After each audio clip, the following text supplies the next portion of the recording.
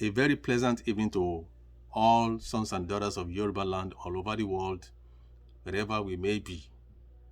My name is Seyi Adesonya, and I bring you greetings from the city of Philadelphia. This is a rejoinder to Mr. Tony Nandi's notes of direction on the Yoruba petition to United Nations.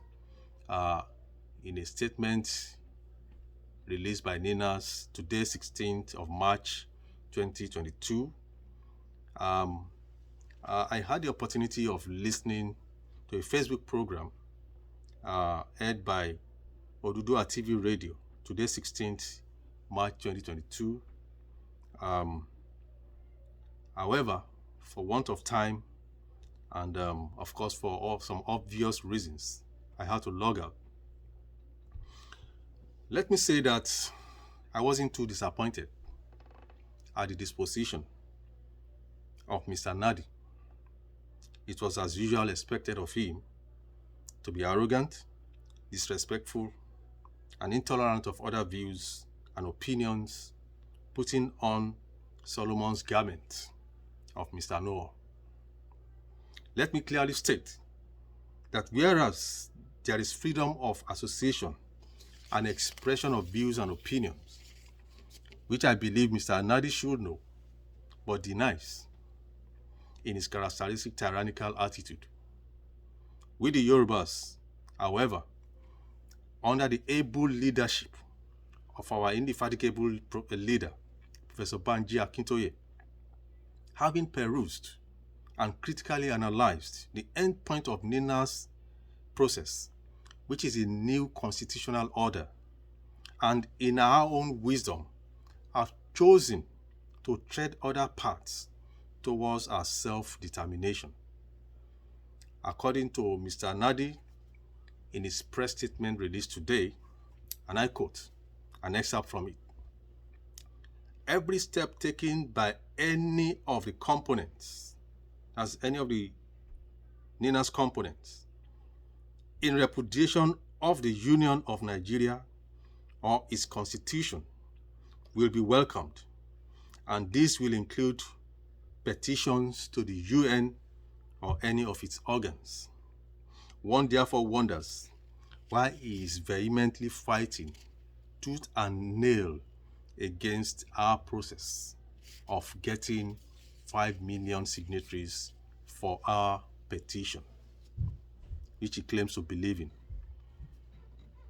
May I remind Mr. Nandi that the Yoruba people are no longer a member of NINAS, and as such, do not know in what capacity he dishes out his orders. Or may I ask if Mr. Nandi's statement was an advice, a counsel, or was still an intimidation of the Yoruba people? You will have expected Mr. Nandi and NINAS to channel their energy against the ongoing constitutional amendment, where arrangements have been concluded to finally take over indigenous people's lands, while everyone, including NINAS and Tony, look on or towards other direction.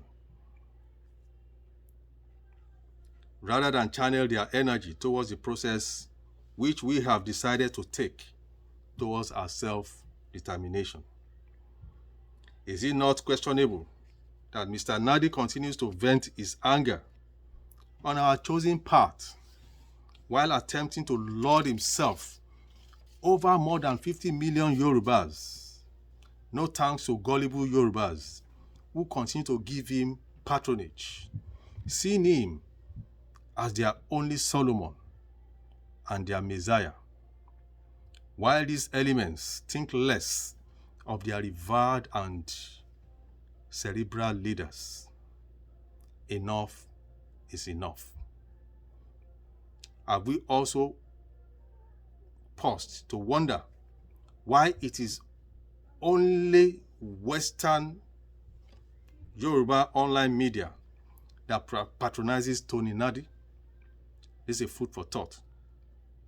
As Yoruba people, we are more than capable to go this path and do not need to be teleguided by some disgruntled elements. Let me conclude by saying that whosoever is not with us is definitely against us. I hope that we all will put on our thinking caps and do the needful. Thank you, and God bless.